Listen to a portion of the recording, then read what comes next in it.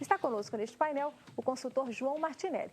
João, um currículo assim bastante variado, né? Isso te deu mais oportunidade de trabalhar a sua inteligência emocional ou essa variedade de atuações não interfere nesse assunto? Com certeza contribuiu, porque as habilidades elas são desenvolvidas a partir do momento que a gente entra em contato com pessoas. Quanto mais pessoas eu me relaciono, mais facilidades, mais habilidades eu vou adquirindo para me relacionar com as pessoas.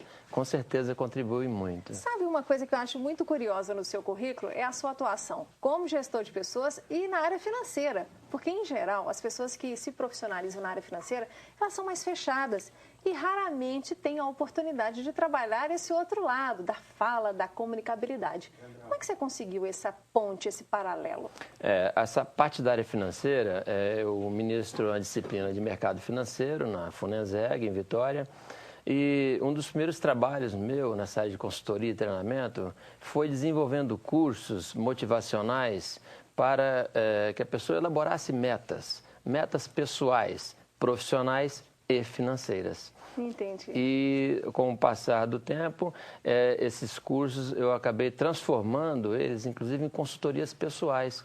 Porque, às vezes, um bom empresário, um bom médico, um bom advogado, que foram alguns dos clientes que eu já tive a oportunidade de trabalhar, a sua vida financeira não estava equilibrada. Entendi. Então, eu trago esse material e a gente começa a fazer metas juntos, de médio, curto e longo prazo. Por falar em metas, esse é um assunto que toda empresa gosta, né? E uma delas é a produtividade envolvendo os funcionários. E por isso elas passaram a se preocupar tanto com a inteligência emocional.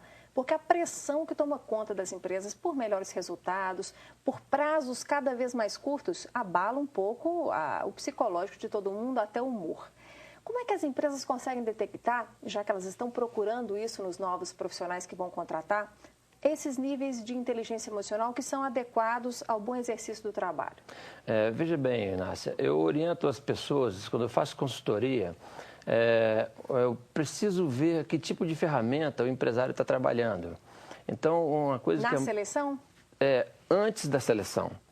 É porque a gestão de pessoas tem várias ferramentas para se trabalhar. Então, a primeira coisa que eu busco construir na empresa é uma descrição do perfil do cargo da pessoa que ela quer recrutar. Então, aí já começa a colocar o que eu quero. Do ponto de vista emocional daquela pessoa? Sim, as qualificações técnicas para aquele quadro, aquele cargo que se está querendo. E você vê que as qualificações técnicas são mínimas. O que enche mais ali a descrição são exatamente essas qualificações pessoais. 2 linhas de conteúdo técnico e uma página de necessidades psicológicas que o candidato tem que ter. É verdade. E quais são, na sua opinião, as principais características que podem fazer a empresa identificar aí quem tem e quem não tem inteligência emocional? Veja bem, para o líder, o gestor, né, fazer essa identificação, ele precisa entender quais são os domínios da inteligência emocional. E ele conhecendo que são simples, ele conhecendo esses domínios da inteligência emocional, ele vai começar a perceber no seu liderado quando é que ele manifesta ou tem essa carência desses domínios da inteligência emocional. E quais seriam essas características? Porque você disse que simpatia não é garantia de ter inteligência emocional. Mas ela pode ser um sintoma, né? Mas não é garantia, é isso? A simpatia, ela abre portas, na verdade, né? Simpatia e humildade cabem em qualquer lugar. Com certeza. Mas só isso não basta.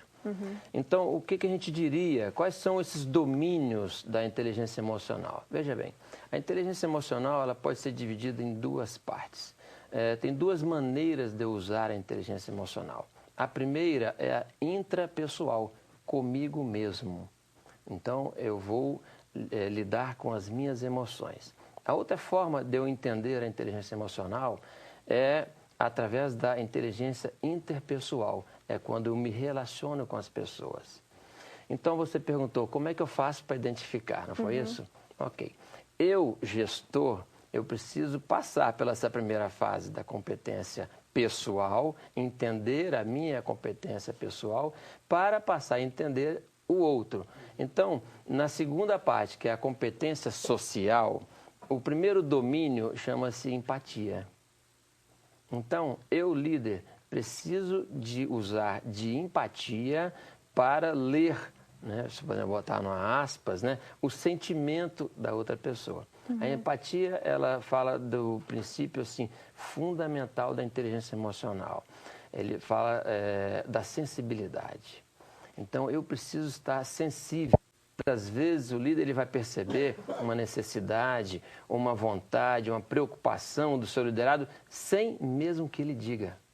Mas isso vale também para quem não tem cargo de liderança, né? Até no relacionamento com um colega, por exemplo, do mesmo nível hierárquico, ele não está comandando nenhuma equipe, isso também vale para que eu possa melhorar o meu desempenho como pessoa, né? Vale, ela pode funcionar de baixo para cima ou de cima para baixo. E de lado também, né? De todos os lados. Por quê?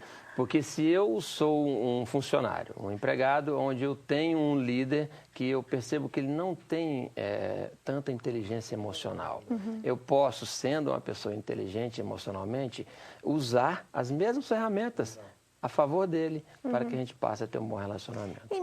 Fala para mim da situação. Você tem uma pessoa muito estourada, aquela que perde a paciência com qualquer coisa, que não mede palavras e que às vezes se apresenta para os colegas como sendo aquela pessoa que é franca, que tem coragem de dizer a verdade enquanto os outros omitem o que pensam. Essa é uma pessoa especial do ponto de vista da sinceridade ou ela tem aí algum tipo de transtorno, de desequilíbrio, olhando pelos olhos da inteligência emocional? A gente ouve assim, falar assim, certa pessoa tem um gênio forte. É mais ou menos isso que você quer dizer? Estouradinho, né? O gênio forte, muitas vezes é isso, eu sou uma pessoa que avanço o sinal. Eu quero tudo do meu jeito. E então não é um sintoma de não ter inteligência emocional, com certeza.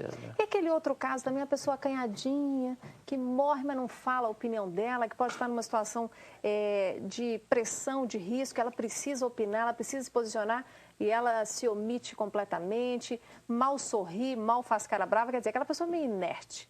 Esse também, do ponto de vista da inteligência emocional, está em falta? Me parece, pelo que você falou, uma pessoa um pouco propensa a ser deprimida, um pouco propensa de relacionamento fechado. Ok, também com certeza, porque essa pessoa, olha bem, quando a gente fala em competência pessoal, comigo mesmo, o primeiro domínio que é preciso ter é a autoconsciência. Então, eu, líder, vejo essa pessoa, qual é o meu objetivo? É mostrar para essa pessoa, por ela mesma, que ela tome consciência dessa emoção, desse sentimento que ela está tendo, para a partir daí ela começar a desenvolver a sua inteligência emocional. Ok, eu quero que você fale para mim no próximo bloco, João. Nós temos até uma pergunta aqui do Sérgio para responder, que é muito interessante, talvez você se encaixe na situação que o Sérgio fez aqui para nós. Mas eu quero deixar para você a pergunta assim de como recuperar esse sujeito que é mais estourado, pavio curto, e esse que é extremamente fechado, que vive assim numa redoma de vidro onde ninguém se aproxima e ele não se aproxima de ninguém. Como é que a gente consegue recuperar e reinserir essas pessoas de forma positiva no mercado, tá bom? Ok.